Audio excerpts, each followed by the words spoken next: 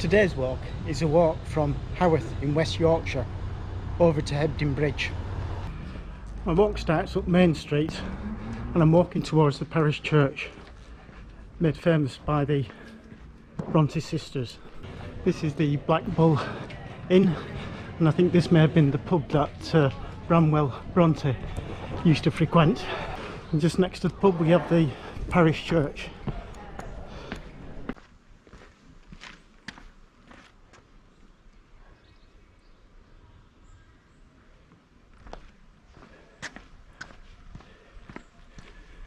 Right, we'll just have a quick look at the parsonage before I start my walk proper.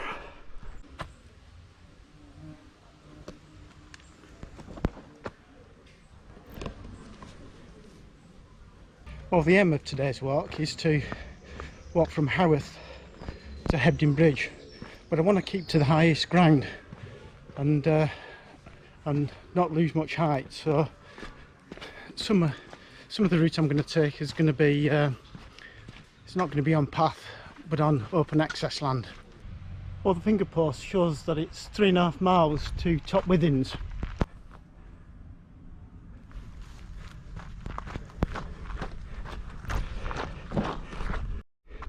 Well, I'm approaching my first trig point of today, and this is the one on Penistone Hill, and if I get my navigation correct there'll be about 3 more to find on my journey today. From Penistone Hill I'm making my way down to the old toilet block on Moorside Lane. Unfortunately the toilets here have been closed for quite a few years now, but the parking here provides good access to the adjacent moors. After crossing Moorside Lane, I'm now going to follow the track to Harbour Lodge before I start making my way across to Top Withens. Well, from the track to Harbour Lodge I get a good view down to Leeshore Reservoir on my left. Ahead is Oxon Hope Stoop Hill, and that's going to be my way across back to Hebden Bridge after I've visited Top Withens, which you can just see now in the distance to my right, and Harbour Lodge is straight on. Well, as you approach Harbour Lodge the path then heads off right towards the Bronte Falls and Top Withens. Soon after leaving the farm there's another finger post which has Top Withens signposted left, but we're heading towards Bronte Falls, which is straight on. Well, here we are at the top of the Bronte Falls, but it's more like a trickle today, and we're going to head down to Bronte Bridge now. Another part of the falls a bit lower down.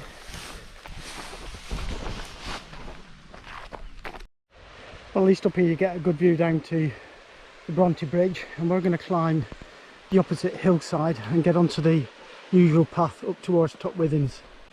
Just at the base of the stream you have the Bronte chair.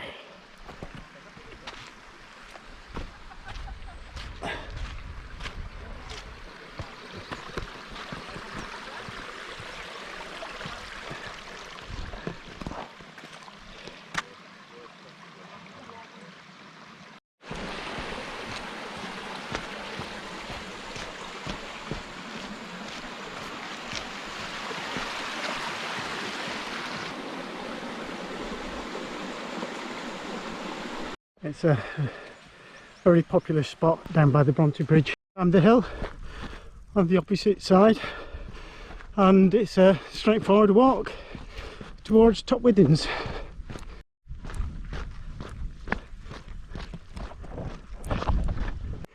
Well, just before we get to Top Withens we meet the Pennine Way.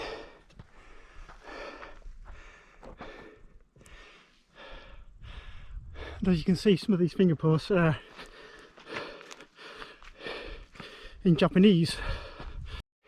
Here we are, Top Withens, just over 4 miles from leaving the church.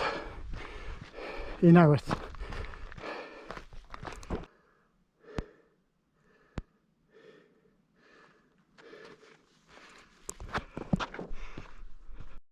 Well, from top Withens you get a glorious view back down to Haworth and of the moors around.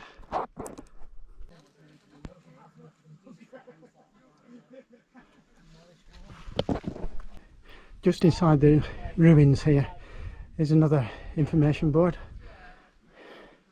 with a bit of history.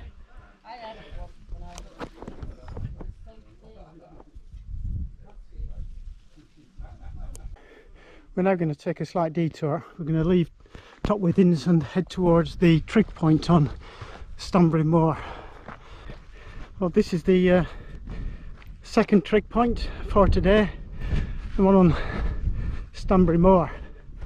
Now, if we carry on along this path, that will take us to the Alcomden Stones, but we're not going to go that way because we've got to head back to Hebden Bridge. So we're going to head back the way we came and back to top Withens and then make our way to Hebden Bridge across the moors. Well, we leave top Withens by the Pennine Way and head towards the top of the moor. Just as we get to the top of the moor, we're now looking for a footpath on the left to take us across the moor. And here we have it. We're now heading towards Oxenhope Stoop Hill, and on the way we'll pass some boundary stones. And if you ever do this route in winter, it can be rather boggy. It's even a bit squashy now underfoot.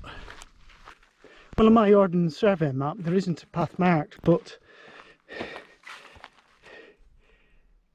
it's still waymarked across here. Well, a week ago I was sat on top of Great Gable in the Lake District, marshalling on the Wasdale Fell race.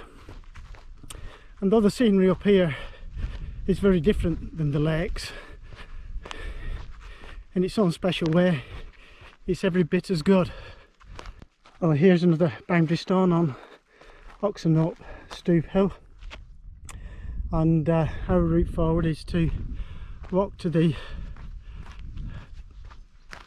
dry stone wall and follow alongside it. Well, this route over, if you look on the OS map, it's marked as Deep Niche, and I can just hear a very faint call of a golden plover, so I might just stop and get the binoculars out and see if I can see where it is. Well, at the end of Deep Niche we come to the lane at the top of stairs as it's marked on the map. Now what we can do here is we could, if we wanted to, is shorten the walk and walk back down towards the old toilet block on Moorside Lane, or we could turn right and follow the lane towards Hebden Bridge. But we're going to try to keep to the high ground, and we're going to go over Yeoman Hill, and we're going to have to go over open access land, which is straight across the moor in front. So I'm just going to head down the lane a little while until we come to, I think, the boundary stone. Well, that's the boundary stone on my right, so I think it's a case of getting onto the moor now and picking our way across. Well, looking back you can see the line of the drainage ditch I've followed across the moor. It now swings around to the right. We're not going to follow it, we're just going to carry straight on towards the top of Yeoman Hill. As we get to the top of Yeoman Hill, our next line now is towards the transmitter on the road over from Oxenhope to Hebden Bridge, and I can see another, what looks like a drainage ditch, so I'll head towards that and use that as my line up to the transmitter. just before we get to the road there's a bit of a fence to negotiate, and then we're going to cross the road. I believe the building here was used in the Second World War by the RAF for some sort of navigation system, but I think the building's now used by the University of Bradford. And indeed there's a sign here. To the right of the building, at the end of the fence, you'll find a stile which will take you back onto the moor, and this is our route forward, and we're heading towards the Penistone. We'll shortly going over the first stile to get us onto the moor. We come to a second stile, but we're not going to cross this one. We're going to turn right and we're going to follow the line along the side of the fence up to a gate. Well, that's the view back to the radio mast, and that's the gate I've just come through, and hopefully I should be able to pick up a path and head towards the Penistone in the distance. The path is not that well defined, but it does take you past this pool of water here on the right, but I did have a job picking this up, but I think I'm on it now.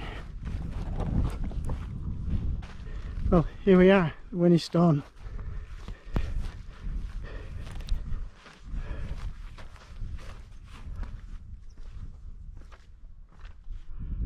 Just have a look around. It's absolutely glorious.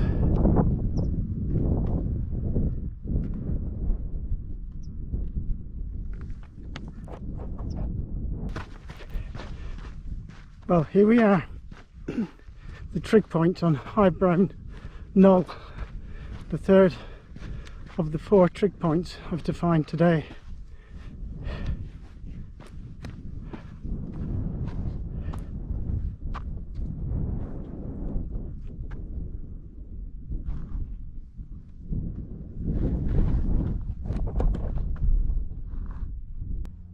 Well, I've walked 9.5 miles to this third trig point, and now onwards to the next trig point, which is above Sheepstone's edge.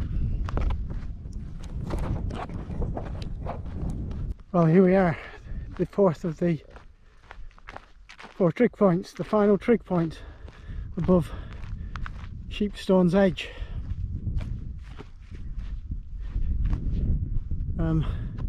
Must have done between 11 and 12 miles now.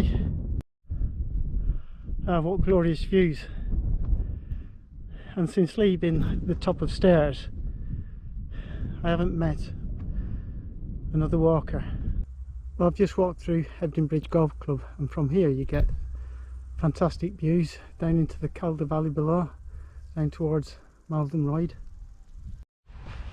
Well, I finally made it back to the main road, walking into Hebden Bridge. I came down some very overgrown paths there. I'm not sure that was the easiest way off. I think if I was to do this again, I think I might just stick to the minor roads and come down into Hebden Bridge that way. Here we are back at the railway station at Hebden Bridge, where I got the bus from over to Haworth, and I think that's the bus that's in now, B3. Here are the stats for today's walk: just over 14 miles, about 1400 foot of ascent, and it's telling me the temperature is 29 degrees centigrade.